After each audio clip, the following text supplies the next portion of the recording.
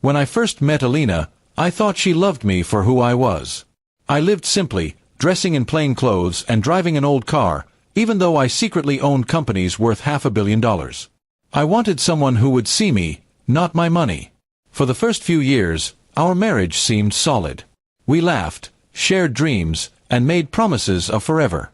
But slowly, her eyes began to wander toward luxuries I never displayed. She compared me with her friends' husbands, who flaunted fancy cars and grand vacations. One night, after another argument about money, she said words that cut deeper than any knife. "I can't keep living poor, Daniel. You can't even give me the life I deserve." I looked at her, holding back my silence, because I knew if she truly loved me, wealth wouldn't matter. But the truth was clear. She cared more about riches than loyalty. Within a month, she filed for divorce. She left without looking back, convinced she had freed herself from a poor man. The papers were signed, and I didn't fight her decision. She got nothing because she assumed there was nothing to take. I let her walk away, holding my secret close. Behind closed doors, my fortune grew even bigger.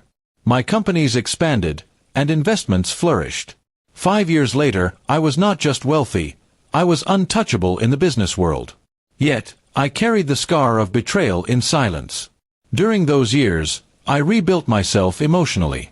I focused on charity, helping struggling families and funding hospitals and schools. Strangers received the kindness my wife never valued. Through giving, I found peace.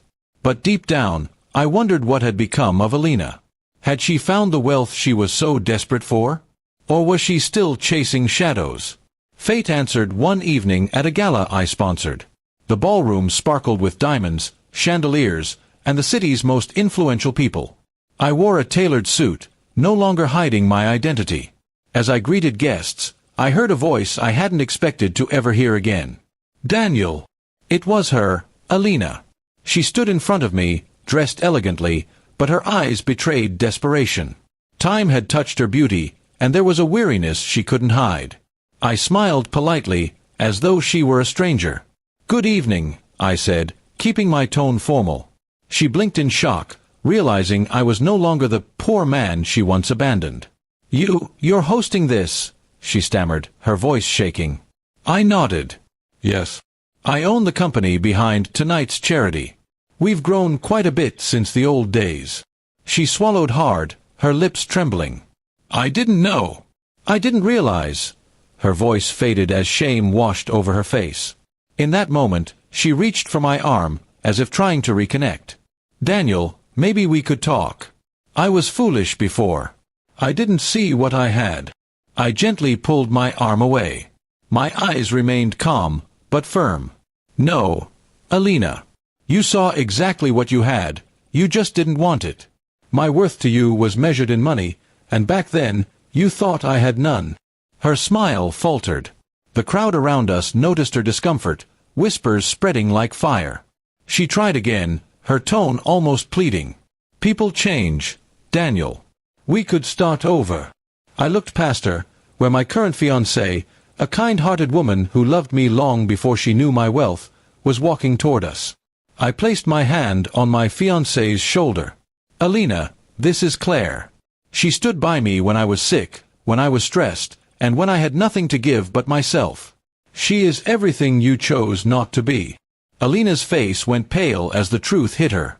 She had thrown away love for greed, and in return, she gained nothing. Claire smiled warmly at me, unaware of the storm in Alina's eyes.